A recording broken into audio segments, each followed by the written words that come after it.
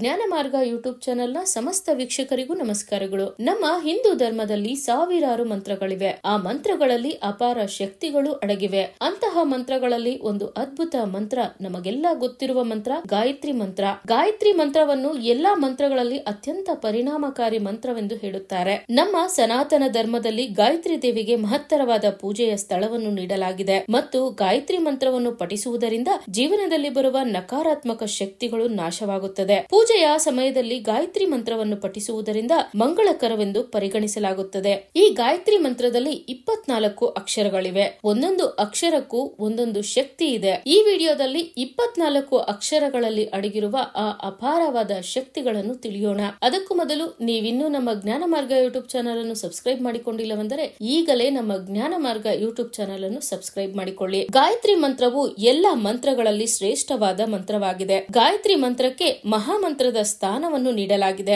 ಗಾಯತ್ರಿ ಮಂತ್ರವನ್ನು ಭಗವಾನ್ ಬ್ರಹ್ಮದೇವನು ರಚಿಸಿದನು. ಈ ಮಂತ್ರದಲ್ಲಿ ಒಟ್ಟು 24 ಅಕ್ಷರಗಳಿವೆ. ವಿಶೇಷವೆಂದರೆ ಈ ಮಂತ್ರದ ಪ್ರತಿಯೊಂದು ಅಕ್ಷರದಲ್ಲೂ ಗುಪ್ತ ಶಕ್ತಿಗಳಡಗಿವೆ. ಗಾಯತ್ರಿ ಮಂತ್ರದ 24 ಅಕ್ಷರಗಳಲ್ಲಿ ಅಡಗಿರುವ 24 ಶಕ್ತಿಗಳ ಕುರಿತು ಈಗ ತಿಳಿಯೋಣ.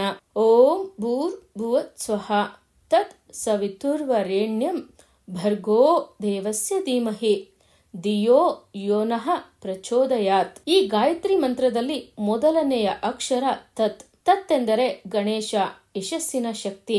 ಸ ಎಂದರೆ ನರಸಿಂಹ, ಪರಾಕ್ರಮ ಶಕ್ತಿ. ವಿ ಎಂದರೆ ವಿಷ್ಣು, ಸಂರಕ್ಷಕ ಶಕ್ತಿ. ತು ಎಂದರೆ ಶಿವ, ಕಲ್ಯಾಣ ಶಕ್ತಿ. ವ ಎಂದರೆ ಕೃಷ್ಣ, ಯೋಗ ಶಕ್ತಿ. ರೇ ಎಂದರೆ ರಾಧಾ, ಪ್ರೀತಿ ಶಕ್ತಿ.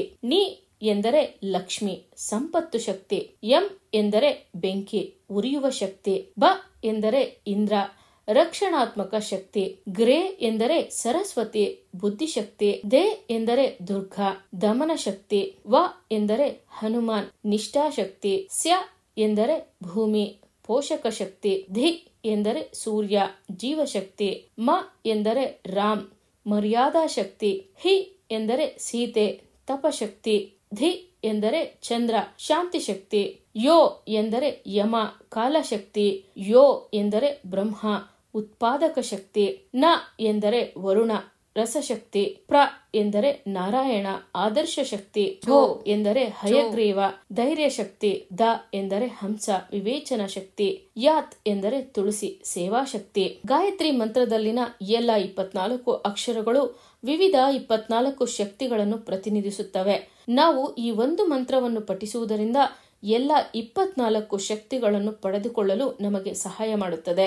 ನಾನು ಒಬ್ಬ ಹಿಂದೂವಾಗಿ ನಮ್ಮ ಹಿಂದೂ ಧರ್ಮದ ಬಗ್ಗೆ ಹೇಳಲು ಹೆಮ್ಮೆ ಪಡುತ್ತೇನೆ. ನೀವು ಸಹ ಹಿಂದೂ ಧರ್ಮವನ್ನು ಪಾಲಿಸುವುದಾದರೆ ಈ ವಿಚಾರವನ್ನು ನಿಮ್ಮ ಬಂಧು ಮಿತ್ರರಿಗೂ ಶೇರ್ ಮಾಡಿ. ಹಾಗೆಯೇ ನಮ್ಮ ಜ್ಞಾನ ಮಾರ್ಗ ಯೂಟ್ಯೂಬ್ ಚಾನೆಲ್ ಅನ್ನು ಸಬ್ಸ್ಕ್ರೈಬ್ ಮಾಡಿಕೊಳ್ಳಿ. ನಿಮ್ಮ ಪ್ರೀತಿ ಮತ್ತು ಸಹಕಾರಕ್ಕಾಗಿ ಅನಂತ ಧನ್ಯವಾದಗಳು. ಜೈ ಹಿಂದ್, ಜೈ ಸನಾತನಿ.